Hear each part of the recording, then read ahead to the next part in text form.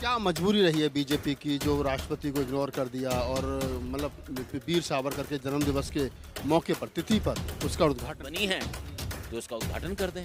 अभी तक तो हमने तोड़ा ही तोड़ा है। उन्होंने तो नहीं बनाया, देश ने बनाया, देश के संपत्ति से बनाया, देश के संसाधन से बनाया है।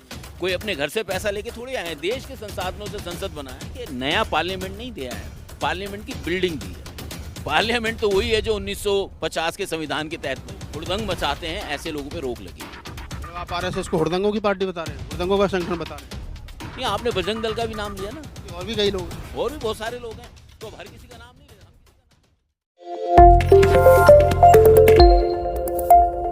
इसी कड़ी में हमारे साथ अशोक भारती जी जुड़ गए जो नैकडोर के राष्ट्रीय अध्यक्ष हैं और उनसे भी जानने की कोशिश करेंगे कि कल जो पार्लियामेंट का उद्घाटन होने जा रहा है उसमें जिस प्रकार से राष्ट्रपति को नज़रअंदाज किया गया और उसको लेकर के बहुत सारे राजनीतिक दलों ने 19 से ज़्यादा राजनीतिक दलों ने शामिल होने से बहिष्कार किया। भारती जी कैसे देख रहे हैं कि पार्लियामेंट के उद्घाटन पर लोकार्पण पर राजनीति हावी हो रही है, सावरकर प्रेम भारी हो रहा है?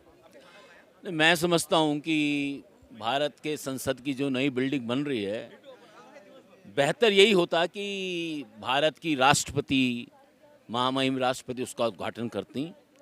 और ये बड़ी विडंबना हो गई है कि ये मसला पक्ष और विपक्ष में बंट गया है। मैं समझता हूँ कि इसको रोका जाना चाहिए था। आपको लग रहा है कि एक मत होकर के लोगों को ये कहना चाहिए था कि राष्ट्रपति के द्वारा इसका लोकार्पण होना चाहिए? ये कोई चीज़ जो देश की संपत्ति होती है, देश के लोकतंत्र की धरोहर है, वो किसी पार्टी से जुड़ी हुई नहीं है। तो ऐसे में अगर हम ये समझते हैं कि क्योंकि प्रधानमंत्री तो हमेशा किसी न किसी पार्टी का रहेगा, लेकिन राष्ट्रपति जो है वो किसी पार्टी का नहीं है, और संसद जो है देश से संबंधित है, वो किसी पार्टी की संसद नहीं है। इसलिए मुझे लगता है कि बेहतर यही होता कि भारत के राष्ट्रपति उसका उद्घाटन करते। क्या मजबूरी रही है बीजेपी की जो राष्ट्रपति को इग्नोर कर दिया और मतलब वीर सावरकर के जन्म दिवस के मौके पर तिथि पर उसका उद्घाटन कर रहे हैं? देखिए, विध्वंसकर्ता वो अपने विध्वंस का जो दंश उनके ऊपर लगा हुआ है उसको हटाना चाहते हैं। तो उनको लगता है कि संसद बनी है तो उसका उद्घाटन कर दें। अभी तक तो हमने तोड़ा ही तोड़ा है। मतलब पहली बार कुछ बनाया है तो उसका उद्घाटन अपने हाथ देश ने बनाया है, उन्होंने तो नहीं बनाया, देश ने बनाया, देश के संपत्ति से बनाया, देश के संसाधन से बनाया है। कोई अपने घर से पैसा लेके थोड़ी आए हैं, देश के संसाधनों से संसद बनाया है। लेकिन बीजेपी के लोग तो कह रहे हैं ना कि जो 100 साल में 70-75 साल में नहीं हो वो बीजेपी ने कर दिया, नया पार्लियामेंट दे दिया देश को। देखिए, नया पार्लियामेंट नहीं दिया है, पार्लियामेंट की बिल्डिंग दी है। पार्लियामेंट तो वही है जो 1950 के संविधान के तहत बनी है। आप कह रहे हैं कि पार्लियामेंट तो वही है, ये जो बिल्डिंग दी है तो ये भी तो बीजेपी ने बड़ा काम किया है ना? हाँ, मैं समझता हूँ कि उन्होंने एक नई बिल्डिंग बनाई है, एक अच्छी बात है, और इसलिए प्रधानमंत्री ने उसका धरती पूजन किया था, भूमि पूजन किया था, उतना काफ़ी है। अब ये जरूरी थोड़ी कि भूमि पूजन भी करें, और तो उसमें मुझे लगता है कि थोड़ा सा भारतीय जनता पार्टी को भी सोचना चाहिए था कि जो उनकी पूरे देश में फजीयत हो रही है उस फजीयत से कैसे बचें। अच्छा, एक सवाल और यहाँ निकलता है, क्या राष्ट्रपति का अनुसूचित जाति का होना और महिला होना उनके लिए कहीं ना कहीं बाधा बन रहा है पार्लियामेंट का उद्घाटन करने में? वैसे मैं नहीं समझता कि ऐसा होगा, क्योंकि अगर ऐसा होता तो वो आदिवासी को प्रधानमंत्री राष्ट्रपति बनाने के लिए क्यों इतनी मेहनत करते। हिंड साइट में वैचारिक हो सकता है, हिंड साइट में उनको हो कि राष्ट्रपति आदिवासी समाज से आती हैं, महिलाएं हैं, और ये जो मौजूदा शासन है वो मैचो मैन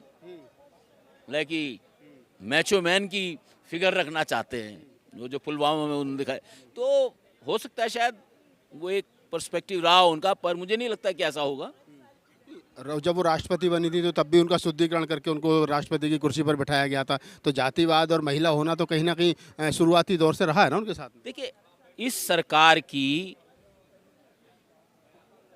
नीति है, और उस नीति को इन्होंने EWS के मसले में, जो संविधान में अलगाव और एक्सक्लूजन की कोई नीति नहीं थी, संविधान में अलगाव की नीति को इन्होंने इंक्लूड कर लिया है। तो मुझे लगता है कि सरकार पे ये उंगली उठती है। अच्छा, एक सवाल और आता है, क्या वीर सावरकर के जन्मदिन की तिथि पर, तारीख पर पार्लियामेंट का उद्घाटन करके ये सरकार कहीं ना कहीं वर्तमान राजनीति में सावरकर को स्थापित करना तो नहीं चाहती है? ये तो देखिए, सावरकर की जो 2 राष्ट्र की नीति है उस पर ये यकीन करते हैं, ये उनका आइडियोलॉग है। तो वो ये बताना चाहते हैं कि हम अपने आइडियोलॉग के दिन पर इसका उद्घाटन करना चाहते हैं, क्योंकि डॉक्टर अंबेडकर एक ऐसा शख्सियत है जिसको ये भुनाना तो चाहते हैं लेकिन हजम नहीं कर पा रहे। डॉक्टर अंबेडकर को हजम नहीं कर पा रहे, गांधी से भी नाराजगी है, वीर सावरकर को स्थापित करना चाह रहे हैं। तो ऐसा क्या कोई एक, आप तो बड़े बुद्धिजीवी हैं और लंबे समय से बहुजन मूवमेंट से जुड़े रहे, ऐसा कोई एक काम आपको नज़र आता हो वीर सावरकर के जीवन का जो भारत के लोकतंत्र को मजबूत करने या भारत की आज़ादी में बड़ा योगदान रहा हो? देखिए, मैं समझता हूँ कि देश की आज़ादी की लड़ाई में तो बहुत सारे तबके शामिल थे, और जहाँ तक मेरी समझ ऐसी है कि वीर सावरकर जी अंडमान की जेल के आने के बाद उन्होंने स्वतंत्रता संग्राम में कोई हिस्सा लिया, उसका कोई हमें बहुत ज़्यादा जानकारी मिलती नहीं है। मतलब ज़बरदस्ती समाज के ऊपर थोपने की कोशिश की जा रही है। अब मान लीजिए मेरी कोई पार्टी है और मेरा कोई आइडियोलॉग है, मैं तो उसको थोपूंगा ही ना। अगर कोई आपका आइडियोलॉग है तो उसमें कुछ ना कुछ तो क्वालिटी होती है ना, ताकि लोग कल को आपसे आर्गूमेंट करें तो कम से कम ये आप बता सकें, एक्सप्लेन कर सकें कि ये तो बताएंगे ना, भारतीय जनता पार्टी वाले बताएंगे, उनसे पूछिए, वो बताएंगे आपको कि सावरकर में क्या खासियत है, बताएंगे वो। अच्छा, एक आखिरी सवाल है, हम क्यों जिस व्यक्ति के बारे में हम जानते नहीं, जिसकी राजनीति में हमारा यकीन नहीं, जिसकी विचारधारा में हमें यकीन नहीं, हम क्यों उसकी बात करें? अच्छा, एक आखिरी सवाल है, मल्लिकार्जुन खड़गे साहब कांग्रेस के राष्ट्रीय अध्यक्ष हैं, उनके बेटे मयंक खड़गे हैं, उन्होंने कहा है कि आरएसएस और बजरंग दल जितने भी संगठन हैं उनको सबको तत्काल प्रभाव से बैन कर देना चाहिए। करके दिखा दें, कर दें। कर्नाटक में सरकार बनी है, कह रहे कर दें, कौन रोक रहा है? कर दें, करके बताएं। आपको लग रहा है कि ये सिर्फ हवा हवाई बातें हैं? नहीं, हवा हवाई नहीं है, कोई बहादुरी बड़ा कदम तो उठाए कोई। मतलब आपको यकीन नहीं उनके कहने कथने और करने पे? देश में मैं समझता हूं कि अगर ये होगा तो जो लोग हुड़दंग मचाते हैं, ऐसे लोगों पे रोक लगेगी। मतलब आप आरएसएस को हुड़दंगों की पार्टी बता रहे हैं, हुड़दंगों का संगठन बता रहे हैं? नहीं, आपने बजरंग दल का भी नाम लिया ना। और भी कई लोग हैं, और भी बहुत सारे लोग हैं, तो अब हर किसी का नाम नहीं ले, हम किसी का नाम नहीं ले सकते, लेकिन इस देश में जो भी हुड़दंग करता है, जो भी लोकतांत्रिक परंपराओं के खिलाफ है, जो भी लोकतंत्र की विचारधाराओं के खिलाफ है, ऐसे लोगों पर रिस्ट्रेन होना चाहिए, ऐसे लोगों पर रोक लगनी चाहिए। नहीं, आप कह रहे हैं कि ऐसे लोगों पर रोक लगनी चाहिए, लेकिन रोक सरकार लगाएंगी, और सरकार लगाएं क्योंकि सरकार तो ऐसे संगठन तो सरकार बना रहे हैं, केंद्र की सरकार हो, अन्य राज्यों की सरकार हो, तो वो तो बना रहे हैं ऑलरेडी। नहीं, मैं समझता हूँ कि सरकारों में इतना समझ तो होती है, उनके पास सारी रिपोर्ट होती है, वो लगा सकते हैं। चलिए, तो आप अशोक भारती जी थे, नेकडोर के राष्ट्रीय अध्यक्ष हैं, जैसा मैंने इनके परिचय में बताया।